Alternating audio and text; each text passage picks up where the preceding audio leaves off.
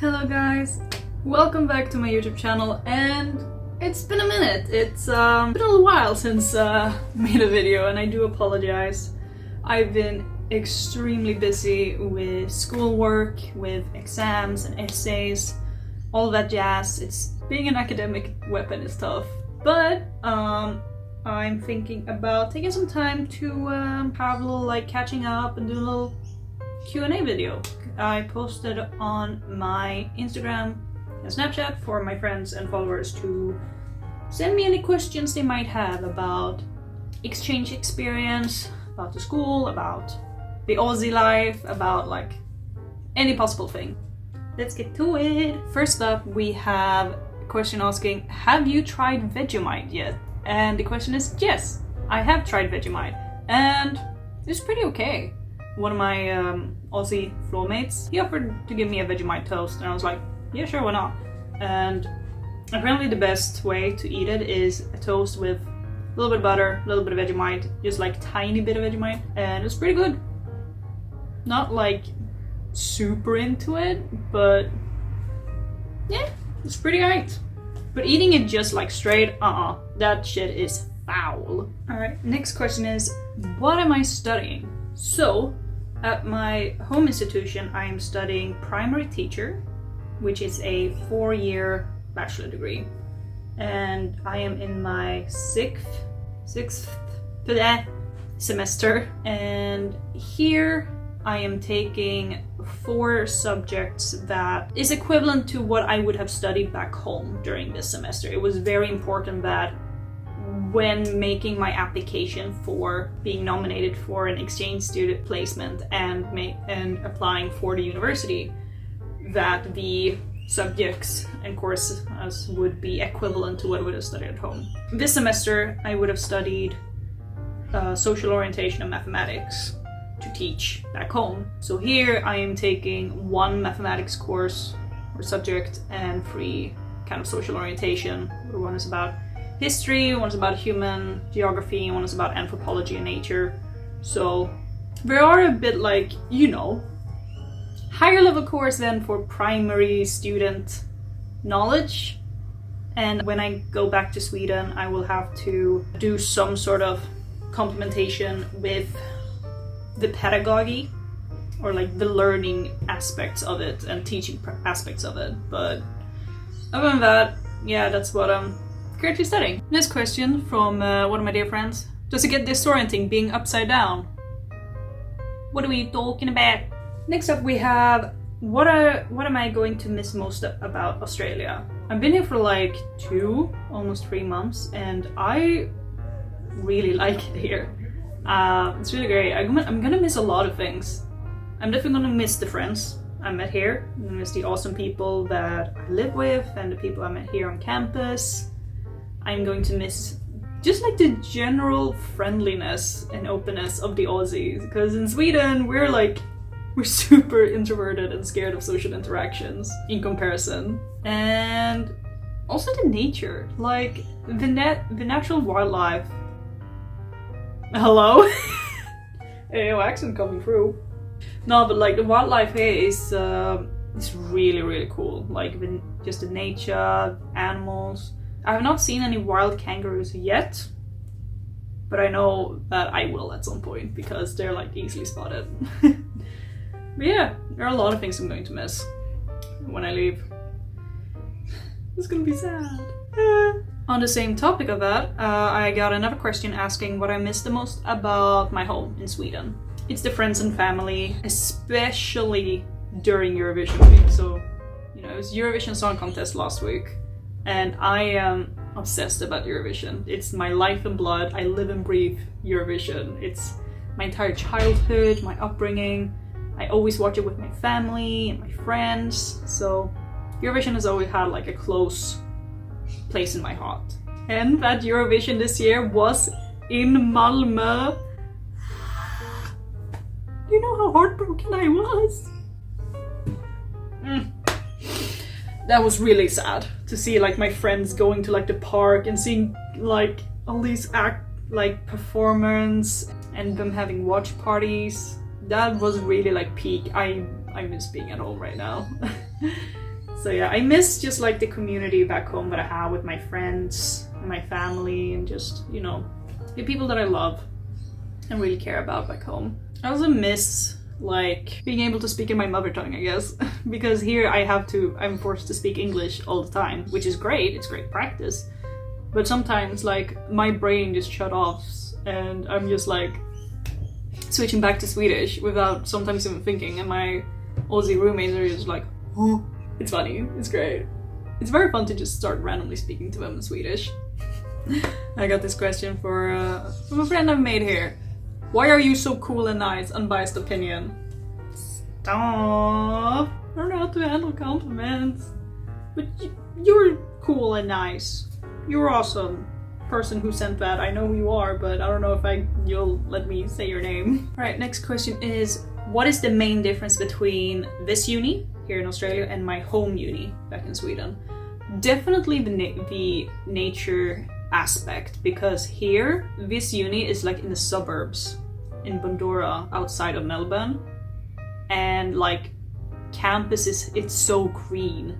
There's like so much nature everywhere, trees and shrubberies, and it's like and little like park areas to hang out, and like there's a moat or like a little river going around. It's so nice. It's just like very open and green and like bountiful of nature, which I really enjoy. Back home, my home institution, there's like not a tree in sight. It is in the central part of the city of Malmö. It's like 2 or 3 big ass buildings that are very like gray. It's very like not nature at all. Like sure, it's next to the canal where the sea goes into like a little river into the city. So that is nice, little like river view. However, it's very stale. It's very gray. It's very boring. So in that aspect, it's very different from like just like how it looks point of view. It's really different. And this campus is way bigger. Everything here is very like centered. My home institution back home, they're like, you have one building here, one building here, one building here, and like student accommodation way over there, you know.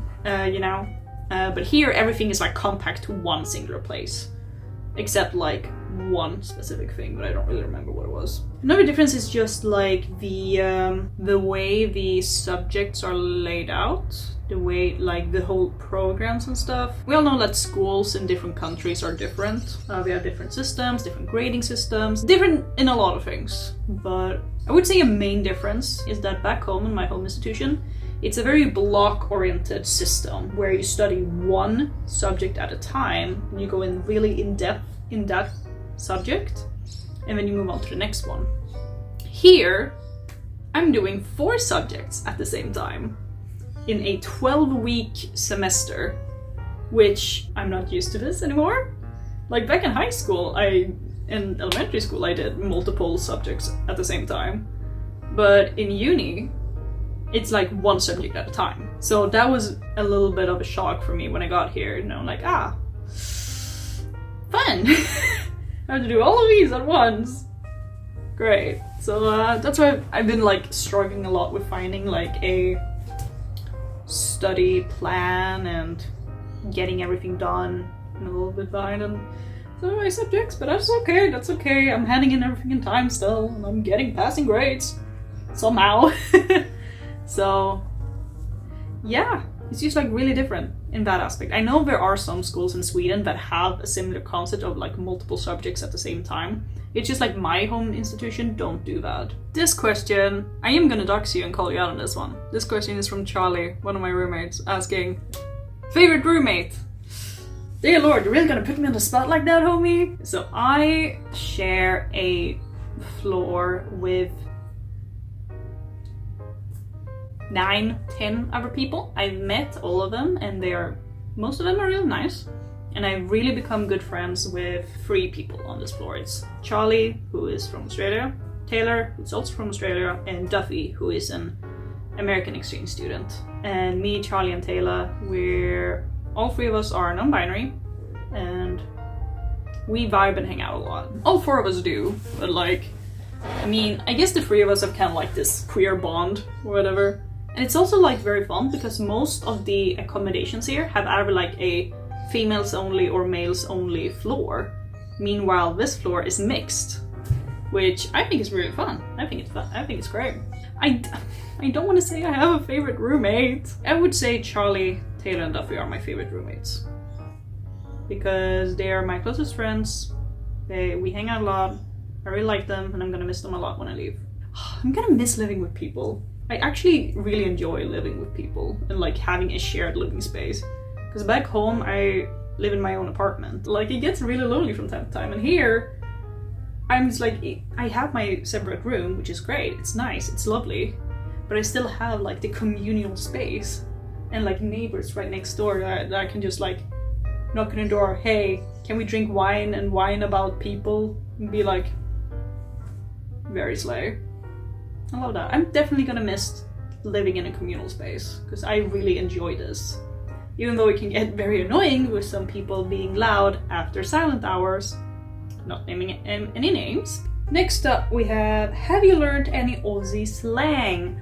I have. I've forgotten some, but I have learned a few. I know that they call McDonald's Macca's.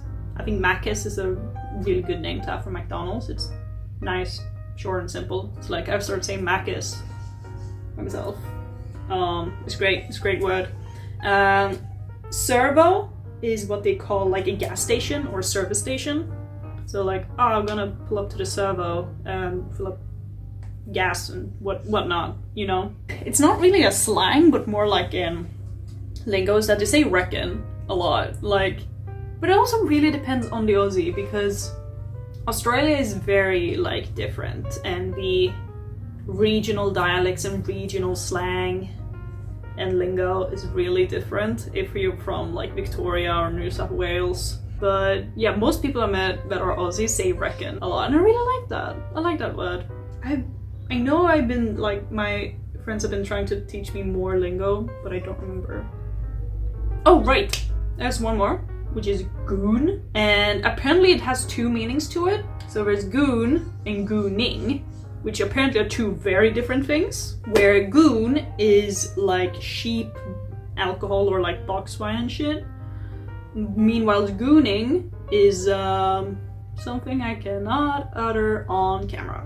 Alright, another question I got was, how do cities and places look and feel in Australia, and is it much different than Sweden? I definitely say that it is very different because, like, architecture-wise, Australia is a much younger country. So I definitely say like building and like city-wise, it's very, very different because Sweden is a very old European country.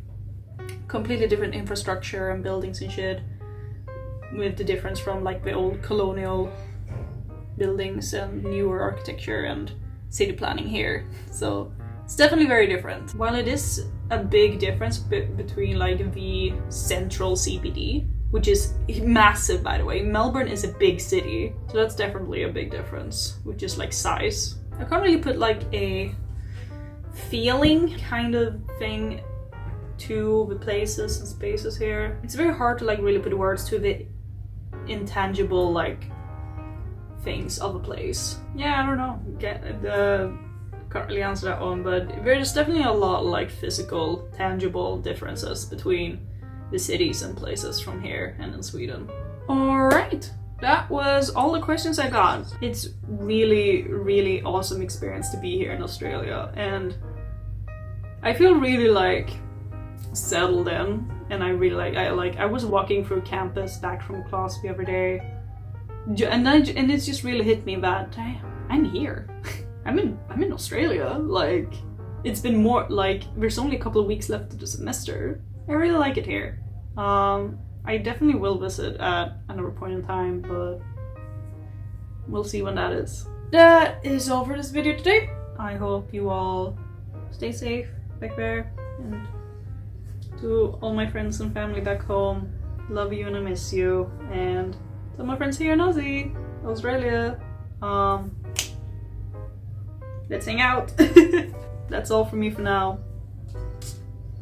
Take care, everyone. See you next time.